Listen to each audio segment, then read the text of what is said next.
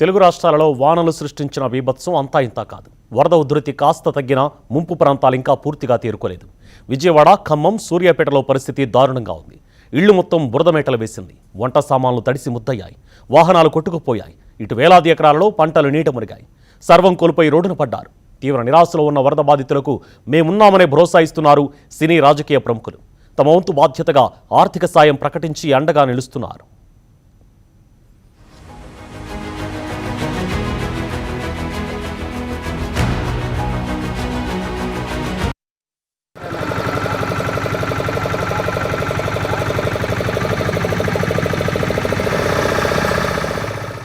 వరద బాధితులకు భారీ విరాళం ప్రకటించారు డిప్యూటీ సీఎం పవన్ కళ్యాణ్. బాధితులను ఆదుకునేందుకు ముఖ్యమంత్రి సహాయ నిధికి 1 కోటి విరాళం ప్రకటించారు. ఇవాళ సీఎం చంద్రబాబును కలిసి ఆ చెక్కు అందచేయనున్నారు. వరద బాధితులకు అండగా నిలవడం సామాజిక బాధ్యత అన్నారు పవన్ కళ్యాణ్. కష్ట సమయంలో వరద బాధితులకు బాసటగా ఉండాలని సూచించారు.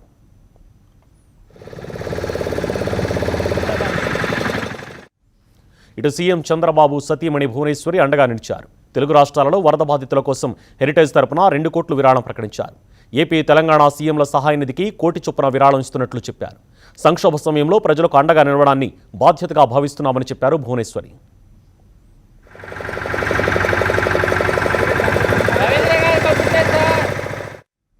నెల్లూరు ఎంపీ వేమిరెడ్డి ప్రభాకర్ రెడ్డి, కొవ్వూరు ఎమ్మెల్యే వేమిరెడ్డి ప్రశాంతిరెడ్డి దంపతులు తమ వంతు సాయం ప్రకటించారు. వరద బాధితుల కోసం 1 కోటి రూపాయలు ఇస్తున్నట్లు తెలిపారు.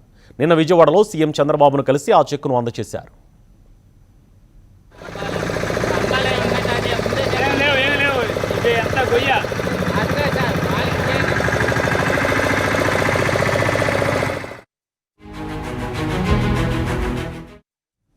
వరద బాధితులను ఆదుకునేందుకు ఇక ఉద్యోగ సంఘాలు సైతం ముందుకొస్తున్నాయి.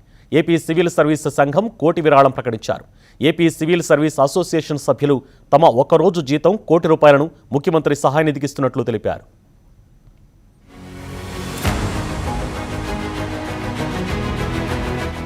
ఇటు సినీ ప్రముఖులు సైతం అండగా నిలుస్తున్నారు. నందమూరి బాలకృష్ణ 1 కోటి రూపాయల విరాళం ప్రకటించారు.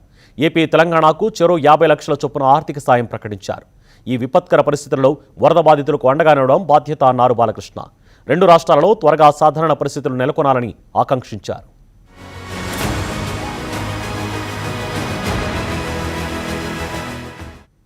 వరద బాధితులకు బాసటగా నిలిచారు చిరంజీవి. తెలుగు రాష్ట్రాలకు తన వంతు సాయంగా 1 కోటి రూపాయల విరాళం ఇస్తున్నట్లు ప్రకటించారు.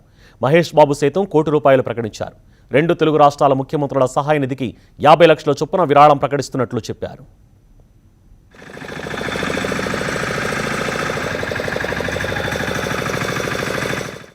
జూనియర్ ఎన్టీఆర్ సైతం 1 కోటి ఇస్తున్నట్లు తెలిపారు.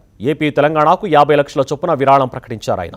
త్వరగా విపత్తు నుంచి తెలుగు ప్రజలు కోలుకోవాలని ఆకాంక్షిస్తున్నట్లు చెప్పారు. ఇటు డైరెక్టర్ త్రివిక్రమ్, నిర్మాతలు రాధాకృష్ణ, నాగవంశీ 2 తెలుగు రాష్ట్రాలకు చెరో 25 లక్షల చొప్పున ఆర్థిక సాయం ప్రకటించారు.